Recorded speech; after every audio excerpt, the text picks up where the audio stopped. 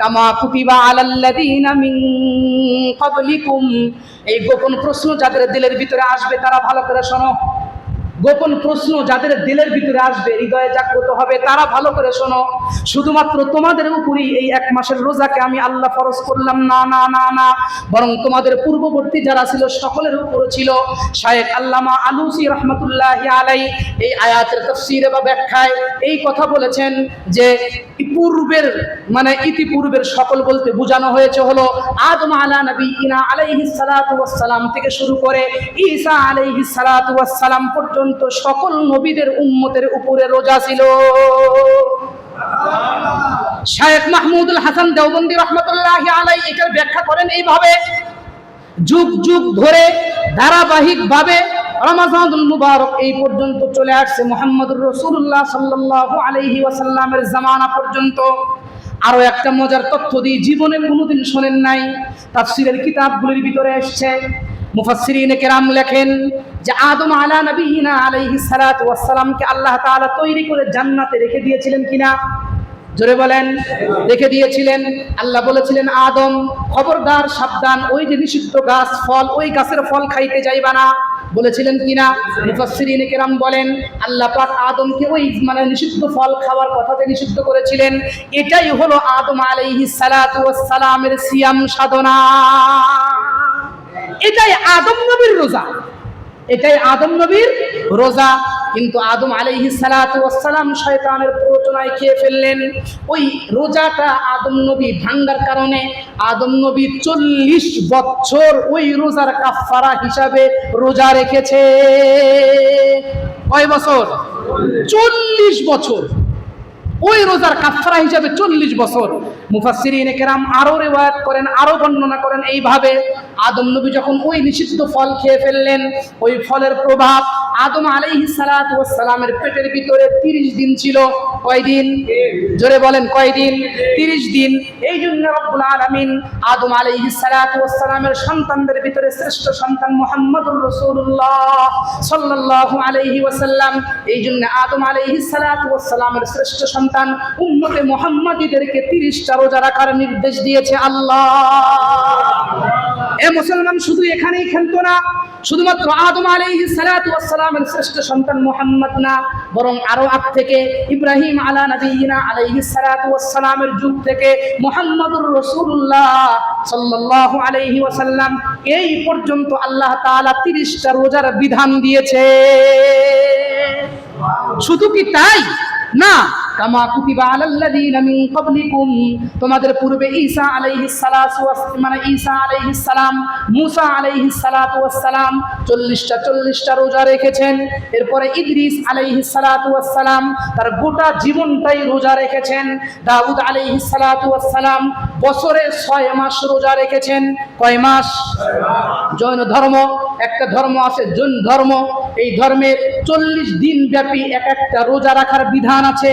সবচাইতে প্রাচীন ধর্ম দাবিদার হিন্দু ধর্মরা, এদের ধর্মে রোজা আছে যেটাকে তারা ব্রত বলে সম্বোধন করে থাকে। এরপরে মানে ব্রাহ্মণ 24 দিন বছরে রোজা রেখেছে। এই ধরনের এইভাবে আরো পূর্ববর্তী যত ধর্ম ছিল বা যারাই ছিল, রব্বুল আলামিন পরিষ্কার করলেন যে গোলাম মহিউদ্দিন তোমাদের মতো শয়তান যারা আসবে তোমরা ভালো করে শোনো, তোমরা মনে মনে যুক্তি খুঁজবা না, না, না, না, যুক্তি খোঁজার কোনো অবকাশ নাই।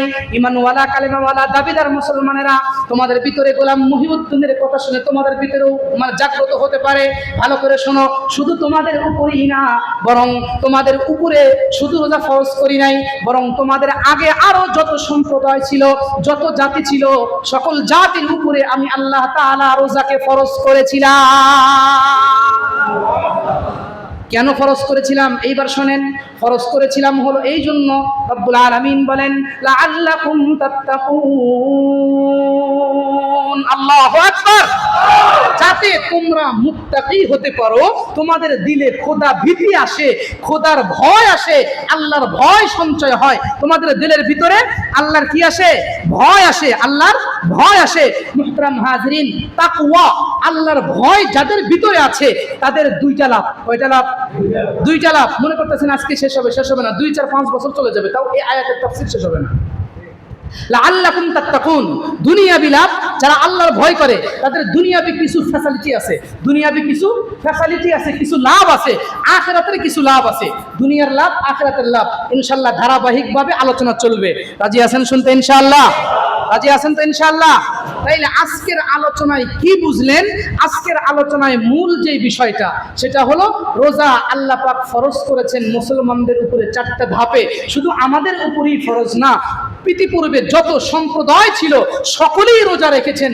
কেন ফরজ করেছিলেন? ফরজ করেছিলেন এই জন্য যাতে দিলে আল্লাহর ভয় সঞ্চয় হয়। বুঝাইতে পারছি কথা ভাই? সহজ কথা। এই আজকে এই পর্যন্তই থাক, আজকে এই পর্যন্তই থাক। রোজা রাখতেছেন তো সবাই? রোজা রাখতেছেন? রোজা রাখতেছেন সবাই? রোজা রাখেন, রোজা ছাইরেন না ভাই। 70 বছর পাবেন, কয় বছর? 60 বছর। সামনের কাতারে যারা আছেন, এই ভাই যারা আছেন, এই যে আমাদের মহতারাম সভাপতি সাহেব আছেন, কিরণ ভাই, তারপরে মুরব্বীরা এখানে যারা আছেন, এদের বয়স সব তো প্রায় মনে হয় 50 প্লাস, 60 প্লাসও হতে পারে। আর কয়দিন বাঁচবেন? আর কতদিন বাঁচবেন? সেজন্য রোজাগুলি নষ্ট করেন না, হেলায় খেলায় নষ্ট করেন না। রাখবেন তো ইনশাআল্লাহ? ইনশাআল্লাহ। যতদিন বেঁচে থাকবো রোজা রাখবো, যতদিন আল্লাহ হায়াতে রাখবে তারাবি পড়বো, যতদিন আল্লাহ হায়াতে রাখে জিকির আজকার করবো ইনশাআল্লাহ ভাই, ইনশাআল্লাহ। ইনশাআল্লাহ আল্লাহ তৌফিক দান করুন। তো এলান শোনেন, আগামী গত জুমায় আপনাদের যে দান দিয়েছিলেন 1840 টাকা, 1840 টাকা, এটা আর একটু বাড়িয়ে দিবেন আপনারা। এই অনুরোধ আপনাদের কাছে থাকলো, আর একটু বাড়িয়ে দিবেন। গত জুমায় দিয়েছিলেন 1840 টাকা, 1840 টাকা। আল্লাহ পাক আপনাদের এই দানকে কবুল করুন, আরো বেশি থেকে বেশি দান করার তৌফিক দান করুন।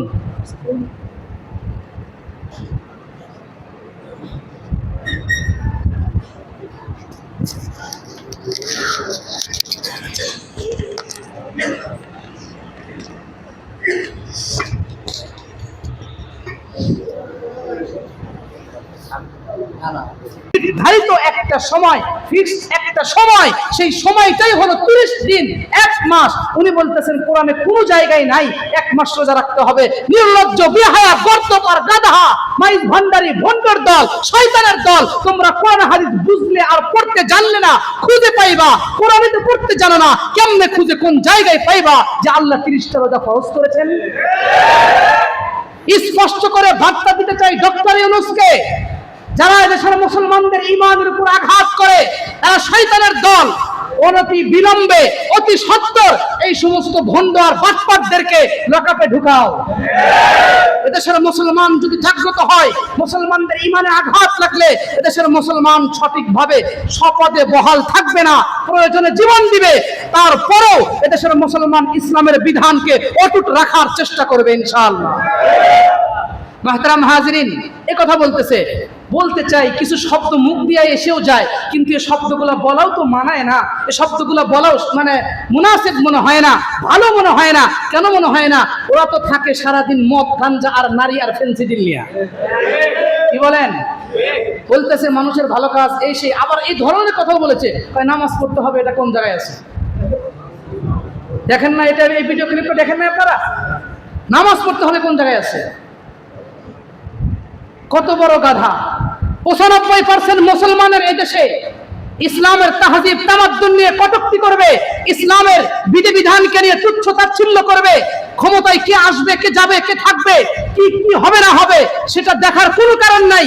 ইসলামের বিধান নিয়ে কটূক্তি যেই করবে, সে যদি আমার বাবাও হয়, তার উপযুক্ত শাস্তি চাই। মুহতারাম হাজিরিন, আর এক বদমাইশ দেখেন না, নবীকে নিয়ে কটূক্তি করেছে। নাম কি? রাখাল রাহা। কি রাহা?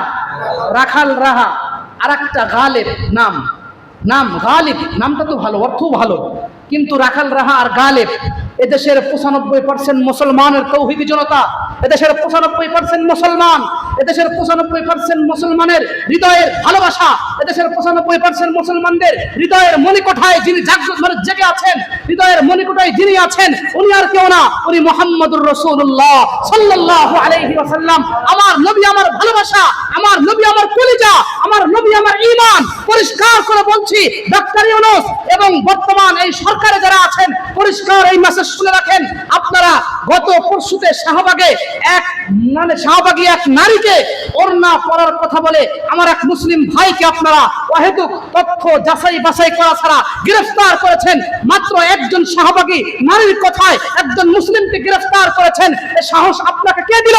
অথচ আমার ভালোবাসাকে নিয়ে কটূক্তি করে আমার নবীর কলিজায়, আমার নবীর বিরুদ্ধে আঘাত করে, আমাদের কলিজায় আঘাত করে 95% তৌহিদি জনতার হৃদয়ে আঘাত করেছে।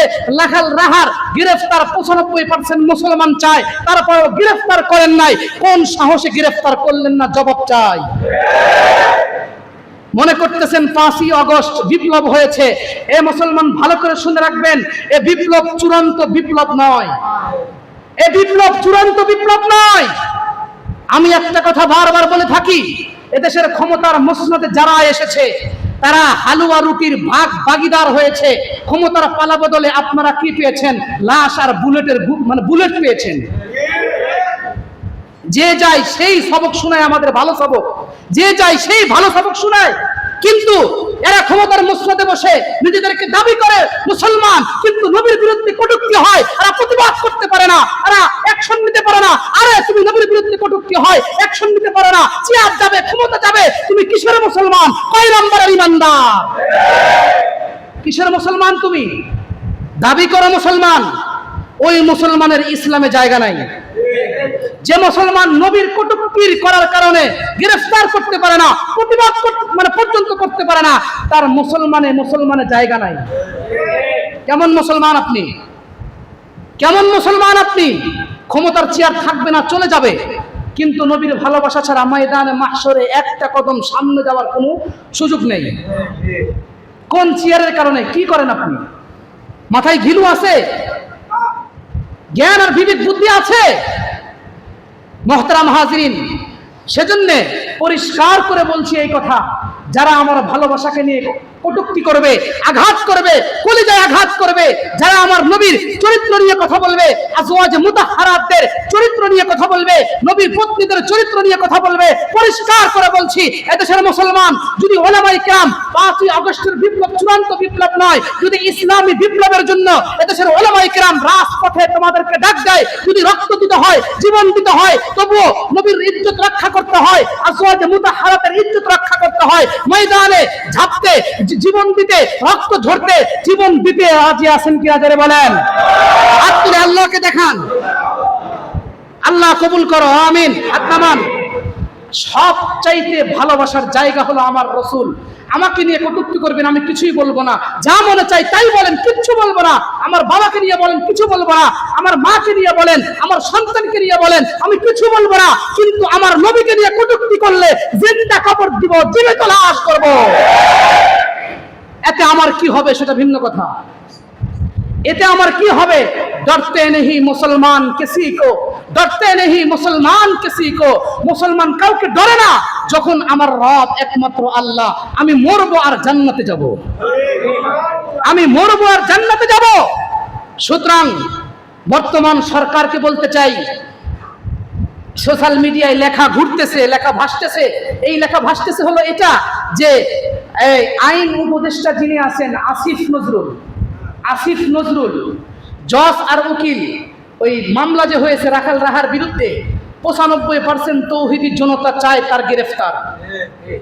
95% তৌহিদি জনতা চায় তার গ্রেফতার। তাকে গ্রেফতার করতে হবে, তাকে গ্রেফতার করতে হবে।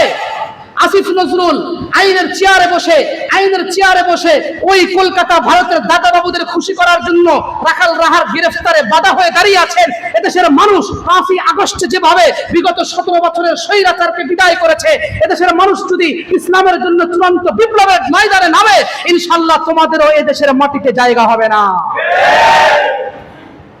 এটা মুসলমানের দেশ, এটা মুসলমানের মাটি। সুতরাং যেটা করবেন হিসাব কিতাব বুঝে শুনে করবেন। পথ যেটা ফালাবেন পাও বুঝে, সামনের কাজ বুঝে পাও ফালাবেন। আল্লাহ এদেরকে শুভ বুদ্ধির উদয় হোক, আমিন বলেন। এদের শুভ বুদ্ধির উদয় হোক।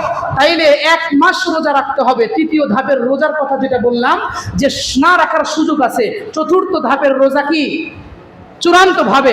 তাইলে আপনারা ওই গোলাম মহিউদ্দিন মাইজ ভান্ডারী, ওই বাটপাড়ার শিরকার কুকুর আরো যারা আছে, ওদের মতো আপনাদের মনেও জাগ্রত হতে পারে, উদয় হতে পারে, একটা প্রশ্ন আসতে পারে, হায় হায় ওই গোলাম মহিউদ্দিন মাইজ